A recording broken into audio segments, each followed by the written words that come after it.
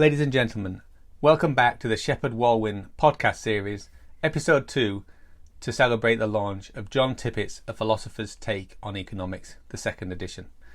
My name's Jonathan Brown, and just to quickly recap, in the first episode we established why economics and philosophy are indeed connected, but that the current philosophy as economics is a miserable one. Now in this episode we look at some of the concepts in John's book more closely, and how you can apply them in your life. We get straight in with this one, picking up pretty much where we left off, and the first question looks at why economics is truly the dismal science. Why is it that economists get things so wrong so frequently, and why does it not get fixed? Well, a few reasons, Jonathan, although there aren't really all that many reasons. With the economic setup, the typical Western economy way of doing things, which we must never overlook, has had some enormous benefits. Some enormous. I'm talking about the great floods of wealth and invention and affluence and production of beautiful things, and I think it's important to recognise that traditional economics has not been crazy. It's led to a lot of good. But this, what I was talking about earlier, Jonathan, the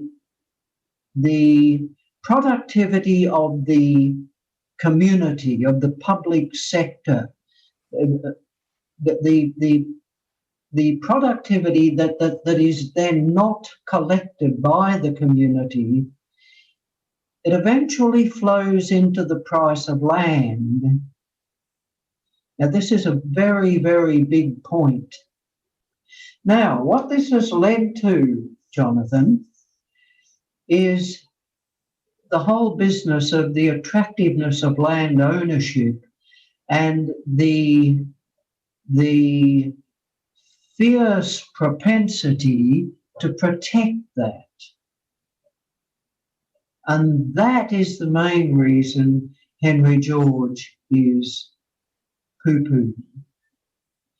Because if the economic rent, if the productive value of the community infrastructure were to be collected by the community, which is what justice requires, do you know what would happen to the market price of land?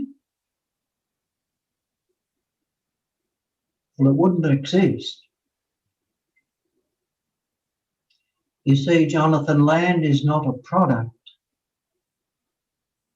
It's never been made. It has no cost of production.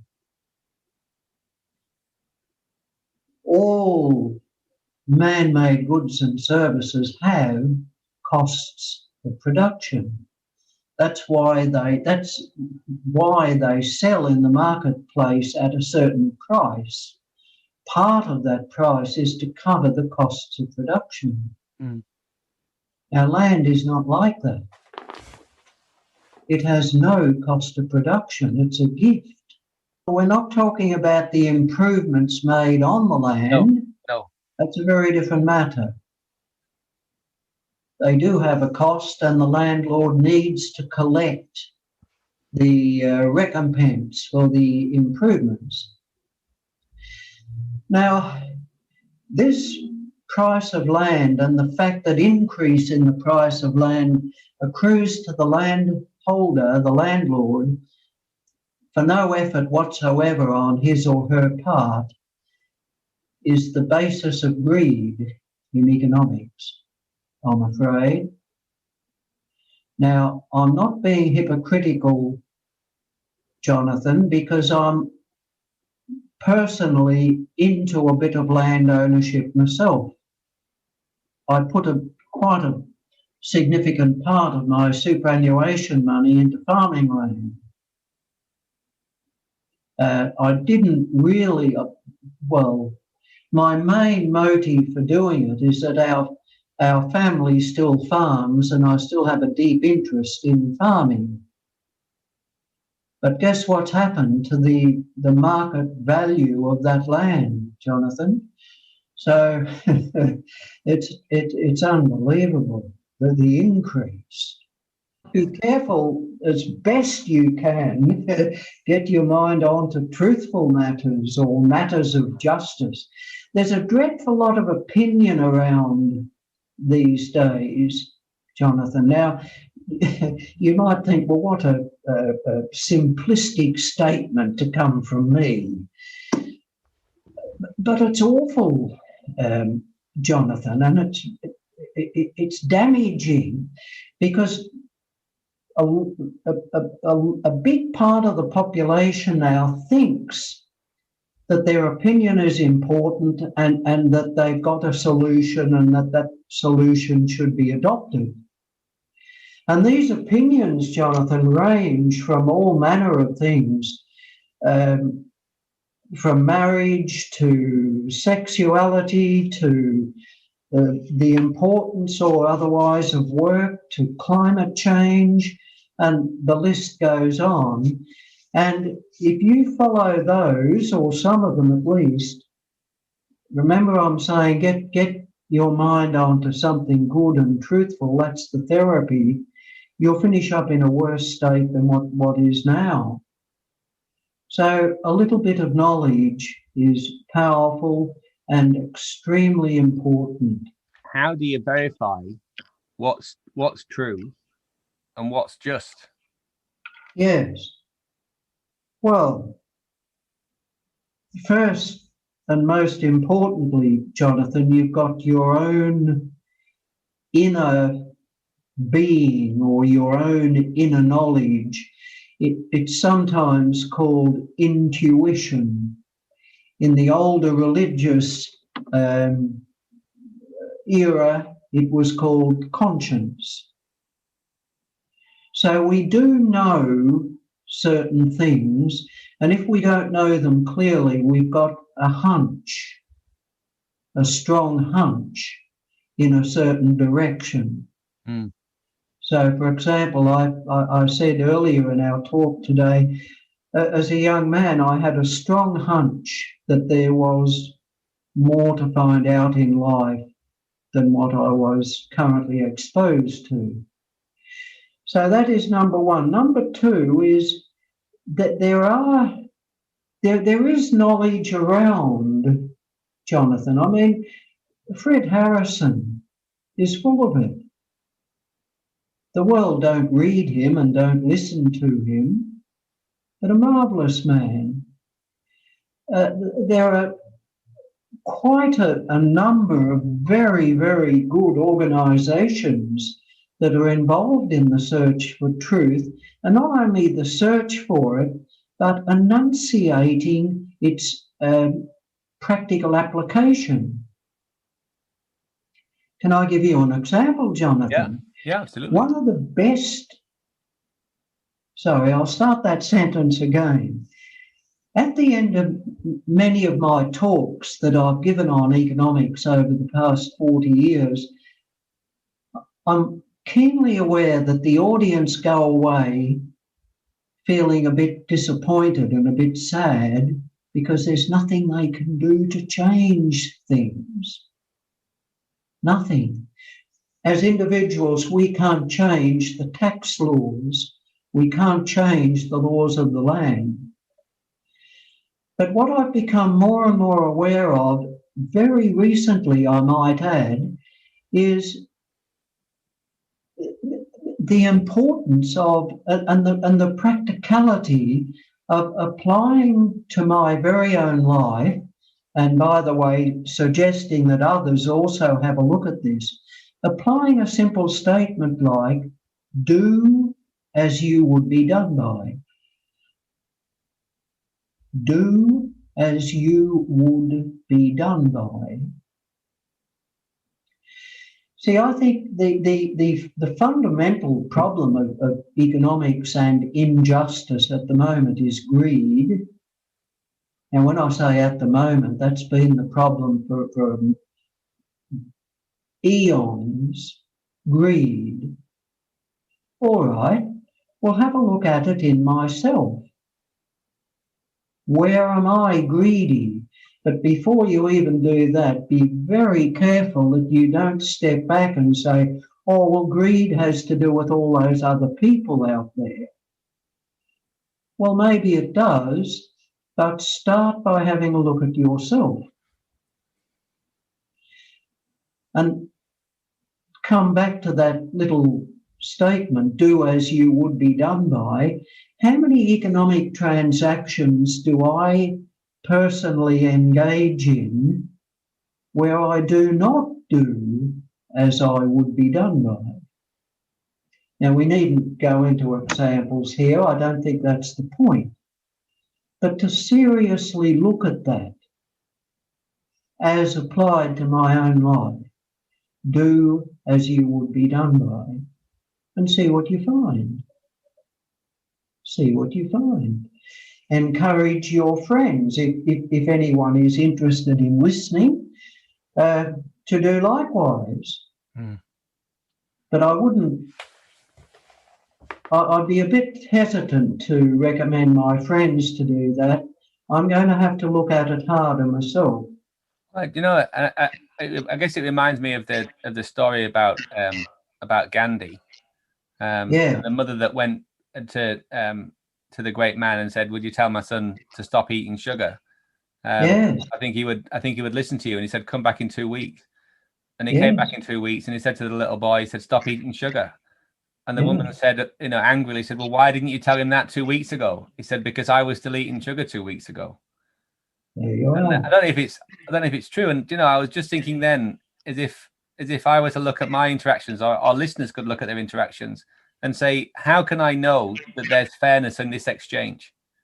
Yes. If I look at my economic transactions, how can I know that the person who made this is getting a fair return? Because there's a lot of stuff that with whether it's just bulk buying from all the major multiples or from Amazon, it's like, how do I know that there's fairness in this exchange? And if there isn't, then how could I make it more fair? And it could be it's overwhelming for one person. So it's like, well, so get your friends involved. And I think that's the key thing. Is the first thing is if we're talking about community, is to engage with someone else about these topics, right? And to talk to someone about, well, it's like, why are we all miserable? Yes. And it's like, well, it can't be all of us. We can't all be at fault, right? It's got to be. So it's, and I know there's something in that you asked me about. This is my first book. Stress and Success. I talk about Deming's principles, which is if you've got if 10% of your system or people in the system have got a problem, you treat it as a special cause and you give them help. But if more than 10% have the problem, then you treat it as a common cause, in which case you've got to sort the system out because the system's at fault. Yes. And so if you've got people who are, more of us are increasingly desperate or depressed or sad or disconnected, isolated, it's like, well, that's not an individual. The individual's experiencing it and they now have a problem with it, but it's not their fault. So the solution doesn't lie with them. It lies with changing the system and changing how we interact with each other. Yes. And I think that the other thing about the economic freedom is the whole thing about owning the means of production. And I think that for me, your chapter on that is the best reason for someone running their own business that I've ever come across. Right. And it's like, and it's absolutely crucial that we focus on that as a society and encourage people that success is not working for a big company. Success is having access to and control of your own means of production and being and having the power to be independent. Yes. And feeling that you have that power. Yeah. Now, you might then, with that feeling of independence, go and work for a big employer and be very happy to do so. Great. But to be working for someone and to feel totally dependent, that's the problem. Yeah. Something we haven't covered at all, Jonathan. You see, philosophically, and I'll be very brief on this point, philosophically, the business of making a living should be relatively simple. Of course you need to work. So of course you get up and go to work and you be disciplined and you don't steal and you put in a fair day's effort and so on and so on. So it's meant to be relatively simple. If there is anything difficult about life, it's the spiritual side where we can have a bit of a struggle. And what do I mean by that? Ridding myself of some of my not so good habits, for example, that don't do any public harm, but I know that they're not doing me any good. That's where the struggle can be, but not in the business of making a living. Can you give an example of that, John? I spent a lot of time, well, yes, I've got a lovely example. I've had, Jonathan, a real negative streak in my thinking, or I did have for a long, long time. It was partly due, well, I'm going to be a bit kind on myself now. I'll say it was almost entirely due to the environment I was brought up in, which was an economic struggle, farming. Yeah. Just a struggle, and there was never any surplus money, and Dad drove an old car, and all we could say, a very old car. We had enough, we had plenty of food, but money was scarce. And that was the kind of prevailing attitude right across the community that I grew up in. So I've carried that with me for the better part of my whole life. It played out in my little dabbles in investing in the share market. And all I can say, Jonathan, firstly, I never invested much in it, but secondly, I've made nothing and lost a bit. And then I met Philip Anderson. Well, I met his 18.6-year cycle theory. Now, by the way, I'd met Philip through the School of Philosophy quite a long time ago, and he did the economics course that the School of Philosophy put on, and which I happened to be the presenter for. I'm talking about the late 80s now, or early 90s. Anyhow, bless him, he's an incredible guy, Philip. Yeah. The next thing I knew of him, which was around about 2010 or 12, 20 years later, he's done all this work on the business cycle, written that marvellous book, and I suddenly got the point, through talking to him and reading his stuff, why I had never made a cent out of the share market, and for that matter, why I was constantly negative. I was always thinking a depression is coming, Jonathan. Yeah. Always. Well, Philip's solved that. And that was thanks to meeting his knowledge. You just suddenly get it.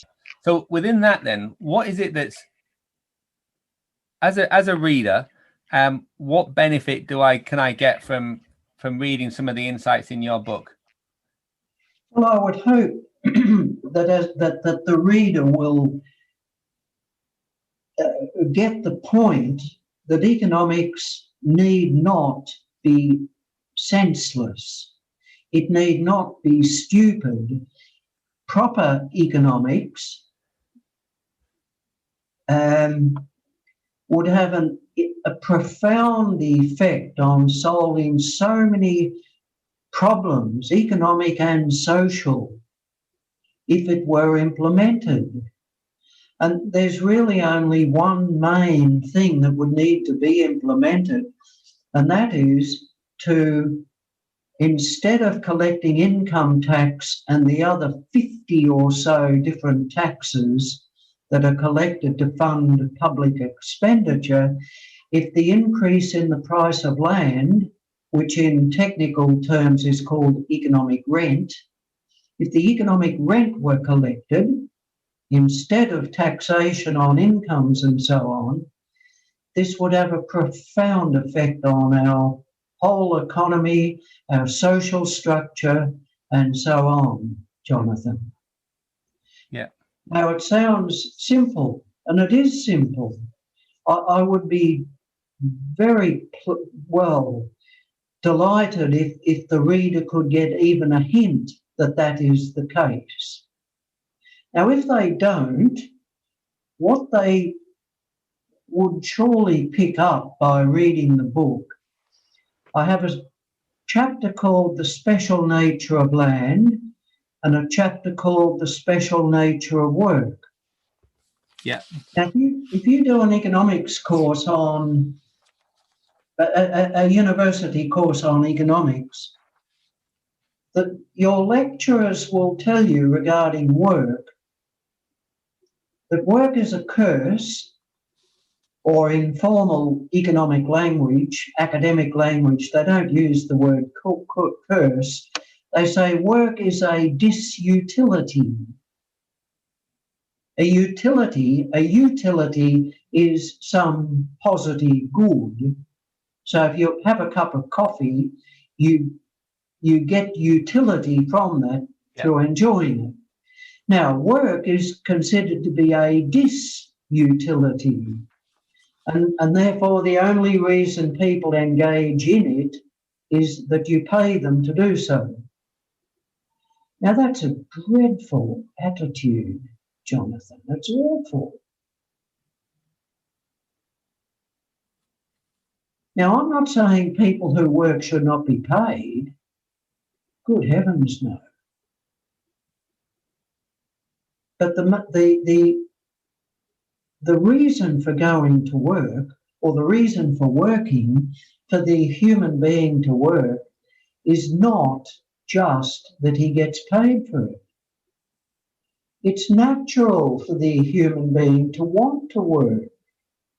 Now, you may not call it work, but it's natural for the human being to want to do something.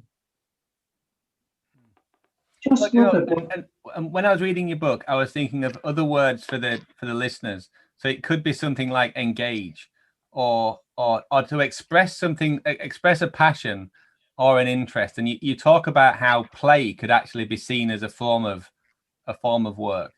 Yes. And for me, I think that one of the most important, probably the synonym I would have for work as you describe it, is contribution.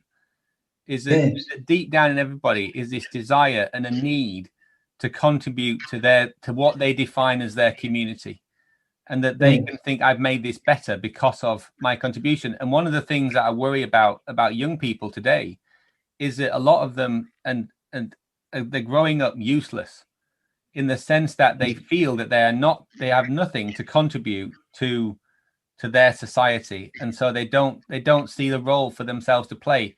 When more than any other time in history, I think we have a need for the passionate engagement of young people to contribute and to work in the way that you describe in your book. Yes.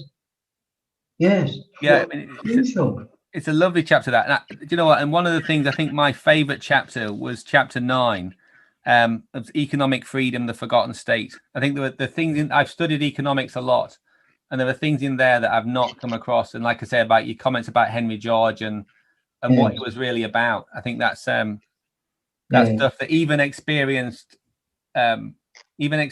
listeners and readers from the Shepheard-Walwyn group or the whole area of economic justice, I think they'd see something new in that. Yes. Oh, yes. And then, but I mean, the other thing that I really love about the book, John, is just how clear it is, and it's so, and there's not one equation. No. I was actually going through it thinking, where are his diagrams? No. Well, I told you about my hatred and severe discomfort at my formal studies, Jonathan, and part of that was because of mathematics. It was. Mathematics is so intertwined now in academic economics courses, you can hardly do one without some economics. But you know, John, I think the thing that really stands out for me is your mastery of the topic, and it comes through in the simplicity of your arguments. Good. And that's the thing that I really like about your book. And I think I'm doing a lot of reading in the, to do these podcasts. And your book is helping me understand other books. So I think that one of the things for me is a foundational text for someone who's interested in this area.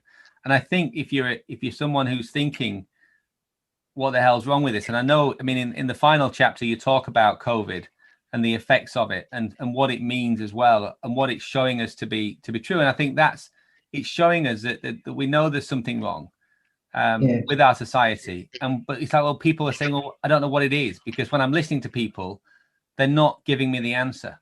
And I think if they don't find, they're not going to find all the answers in your book, but they're going to find better questions, especially ones right at the end. They're absolute dynamite.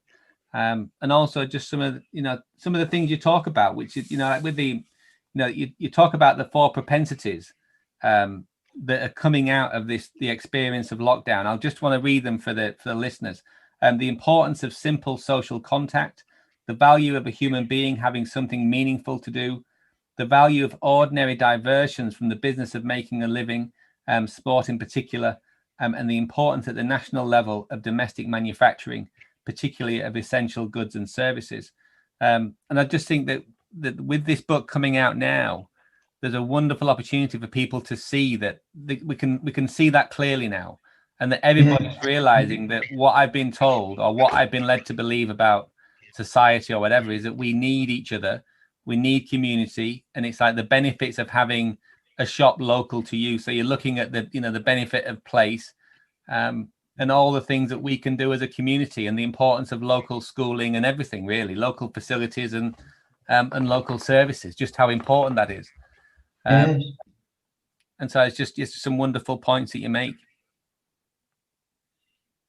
So that's it really, Jonathan. I think the reader can get a whole new perspective on economics. Do you know? I think you can, John. And I just love love the book. Big fan, mate. And it's really was a pleasure. And so if we can get hold of that paper about Henry George, I think our listeners will be interested in that. Maybe even we could hop back on a call and maybe go through that if the listeners want that.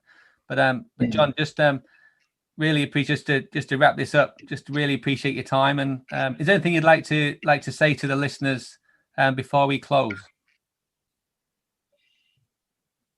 Yes, don't despair. Things aren't permanently bad.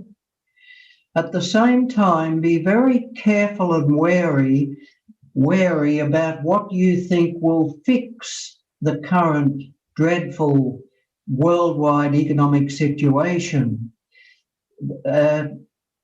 Attempts to do good are wonderful, and it's a great help, an enormous help, if there be some knowledge behind what these attempts to remedy things embody. So look into matters, study. We're not stuck in just depression and poverty and hunger and so on. There's a far better alternative, and keep interested. John, keep interested. Thanks very much. And I think that your vision you've got of economic freedom and what it means, I think you've given me a lot to think about with my own work, working with entrepreneurs and business owners. So thanks very much for your time, and thanks for writing such a great book. Wonderful. Thank you very much, Jonathan. Thank you for your attention. We really appreciate it. Now, as I hope you now realise, the book is well worth an investment, so I encourage you to buy it. I've read quite a few books on this topic: economic justice, Henry George, real economics as it's sometimes known, and John's book is one of the clearest and simplest. You can really see he understands this topic. So please check it out. And thank you, and until next time, keep reading.